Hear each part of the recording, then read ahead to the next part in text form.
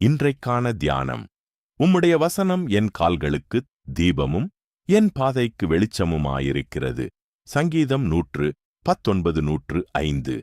இருட்டான பாதையில் நடக்கும்போது ஒரு சிறிய விளக்கு கூட எவ்வளவு முக்கியமோ, அதுபோல நம்முடைய வாழ்க்கை பயணத்தில் தேவனுடைய வார்த்தை மிகவும் முக்கியமானது. பல நேரங்களில் வாழ்க்கையின் அடுத்த கட்டம் என்ன என்று தெரியாமல் குழப்பமடைகிறோம். எந்த முடிவை எடுக்க வேண்டும், எந்த வழியில் செல்ல வேண்டும் என்று சிந்திக்கிறோம். அந்த நேரங்களில் தேவனுடைய வார்த்தை நமக்கு வழிகாட்டுகிறது.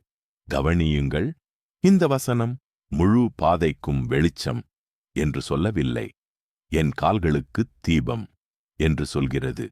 அதாவது தேவன் பல நேரங்களில் முழு எதிர்காலத்தையும் காட்டுவதில்லை, ஆனால் அடுத்த அடியை எடுத்து வைக்க தேவையான வெளிச்சத்தை தருகிறார். ஆபிரகாம் தனது இலக்கை அறியாமல் தேவனுடைய அழைப்புக்கு கீழ்ப்படிந்து புறப்பட்டார். அவர் ஒவ்வொரு அடியிலும் தேவனை நம்பினார். இறுதியில் தேவன் அவரை ஆசீர்வதித்தார். இன்றும் தேவன் நம்மை வழிநடத்துகிறார். அவருடைய வார்த்தையை தினமும் வாசித்து ஜெபத்தோடு வாழும்போது நாம் செல்ல வேண்டிய பாதையை அவர் தெளிவுபடுத்துவார். நமது சிந்தனைக்காக நான் தினமும் தேவனுடைய வார்த்தையை வாசிக்கிறேனா? என் முடிவுகளில் தேவனுடைய வழிநடத்தலைத் தேடுகிறேனா? இன்றைய நினைவுக்காக, தேவனுடைய வார்த்தை கையில் இருந்தால் வாழ்க்கையின் பாதை இருளாக இருக்காது. ஆமென்.